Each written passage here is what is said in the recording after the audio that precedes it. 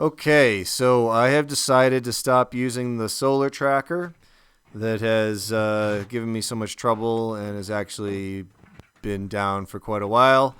It's not really suited to the windy environment here, so I'm gonna go over to using two separate arrays, one facing east and one facing west, and I've got these four 100-watt panels that I'm pulling out of storage, and we're going to use those as the east facing array. These are 100 watts each, and the array that's out there on the tracker is three panels at 200 watts each. So they're going to be a little bit mismatched. So that's going to be interesting. So I got all the stuff. I've ordered everything up, and I've got it all in now. So I've got the Y cable that's going to hook the two arrays together in parallel. And then I've got the two diodes that I'm going to put on each array to isolate them from each other because they're a little mismatched. And I've got the connectors that are going to allow me to splice into the existing cable that goes out to the tracker right now, plus a little bit of extra cable just in case I need it.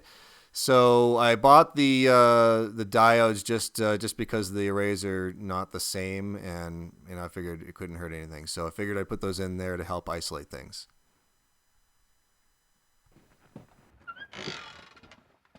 All right, so this has been a bit of a project the last couple of days. As you can see, I have an additional array out here facing east. And then I've got the tracker just locked into its west facing position. Got a little bungee on there just to give it a little bit of a cushion against the wind. And the guy wires are nice and tight, so I think that's pretty good in the wind. And then we've got the new array, which has four 100-watt panels on it. And that is connected in parallel with this array, which has three 200-watt panels on it. So this is going to be interesting because these arrays are fairly mismatched. If you look at the voltage on these, I don't know if you can see that, but the operating voltage on these is 28.3. And then the operating voltage on these is 18.1. So there's four of these and there's three of those. So they end up being off by over 10 volts. So we'll see what happens. I've got, you can see on this side, it's over here.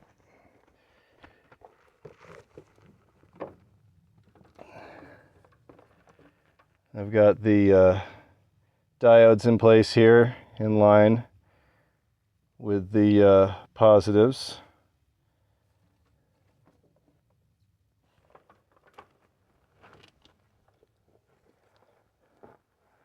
And it seems to be making power right now, but we're going to see what happens when it switches over to the other array. Since the voltages are mismatched, I have no idea how the MPPT charge controller is going to handle that.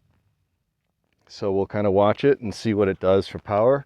In theory, there's 1,000 watts sitting here, 400 of it facing east, 600 west. So the reason I went with the 400 facing the east is because of the mountain, because a bunch of my morning is actually shaded by the mountain. I didn't want to dedicate my larger array to the time of day when that's going to be slightly abridged by the mountain. So I figured I'd aim the 400-watt array east and then take full advantage of the 600-watt array facing west and catch that afternoon sun and hold on to it as late into the evening as possible. So see how it goes. This is now my setup here. Instead of having the tracker,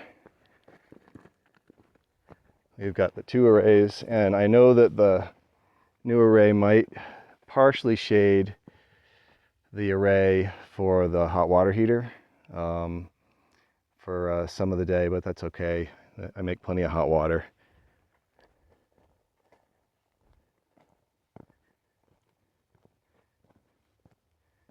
So the front yard looks a little bit interesting now. All right, let's go inside and take a look at what kind of power we're making. It's kind of cloudy, a little bit of clouds, so we won't be making full power. But we'll be able to compare it to the main array, which is much, much larger. So if we can make any kind of percentage of the main array's power output, we're doing good. Okay, so we're looking at about 912-ish. And right now the main array, which is 1680 watts, is making 400 watts. And the other array, the eastern array, well, east and west arrays, we're making 270-ish, 275, which is pretty good considering that's only a 400 watt array and we got a little bit of cloud cover. We're at 64 volts. That's an interesting number to keep track of. Since those panels, they're kind of, the arrays are kind of mismatched, we'll see what happens as the day progresses, easy for me to say, and I will take readings throughout the day, and you can see it looks like it just did a sweep.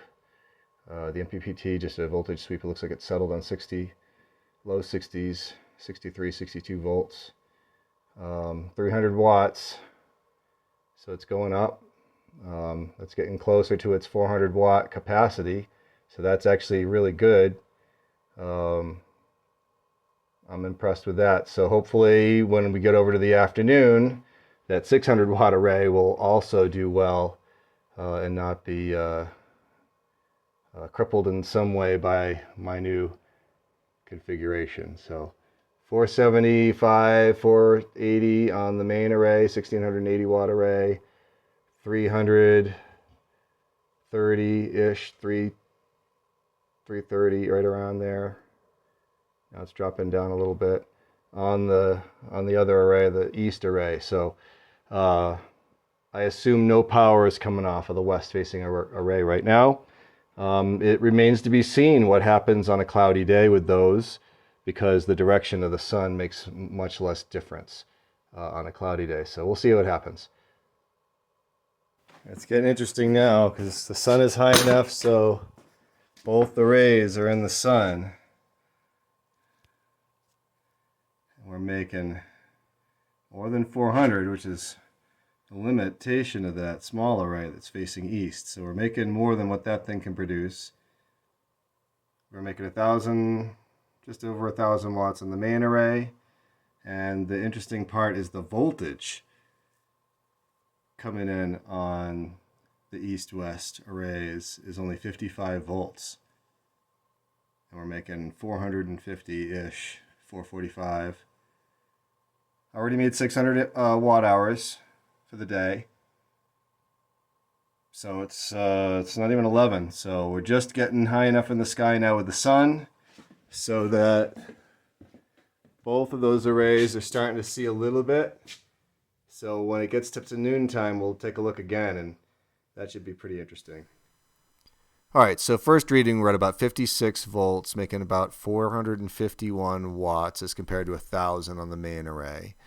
And then as we get a little bit closer to noontime, our voltage is going up. It's about 61 now, making 313 watts. And then we get up to 72 volts as we get past noontime, still making about half what the main array is making wattage-wise. And then as the sun is fully on that western-facing array, we're at about 86 volts. And, of course, we're in absorb now, and the batteries are almost full, so the wattage is starting to come down.